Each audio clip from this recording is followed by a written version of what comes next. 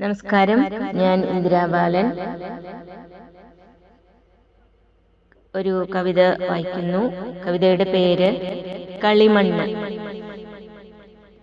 കൈകളിലെ മണ്ണിൽ കരകൗശലം ചേർത്ത് സ്വപ്നങ്ങൾക്ക് ചിറക് നൽകി കവിതയാക്കുന്നു. കൈകളിലെ മണ്ണിൽ കരകൗശലം ചേർത്ത് സ്വപ്നങ്ങൾക്ക് ചിറക് നൽകി കവിതയാക്കുന്നു. ചുറ്റിനും ചക്രം തിരിയുമ്പോൾ കാലത്തിന്റെ താളക്രമം കേൾക്കാം.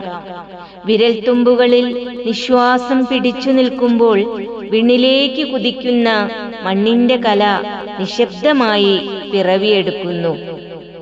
ഒരു സ്പർശം, ഒരൊറ്റ നിമിഷം ജീവൻ നിറച്ച് കവിതയാകുന്ന മണ്ണ്.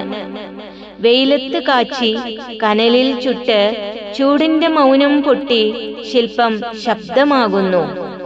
വെയിലത്ത് കാച്ചി കനലിൽ ചുട്ട് ചൂടിന്റെ മൗനം പൊട്ടി ശില്പം ശബ്ദമാകുന്നു. മണ്ണിന്റെ മനമറിയുന്ന കയ്യൊതുക്കത്തിൽ കാലത്തിന്റെ കണക്കുകൾ നിശ്ചല രൂപം കണ്ടെത്തുമ്പോൾ തനിയെ ഒരു സ്പർശം അകത്തെങ്ങോ പ്രാണൻ നിറയ്ക്കുന്നു.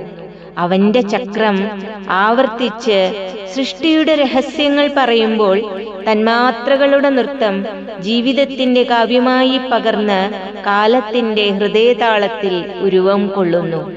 തൊടുമ്പോൾ ജീവൻ വെക്കുന്ന വടിവുകളിലൂടെ പതിയെ ഉയരുന്നു വെട്ടങ്ങൾക്കുള്ളിൽ നിന്നും ചിരിയോടെ മണ്ണിന്റെ കഥ പറഞ്ഞുകൊണ്ടൊരു ശില്പം.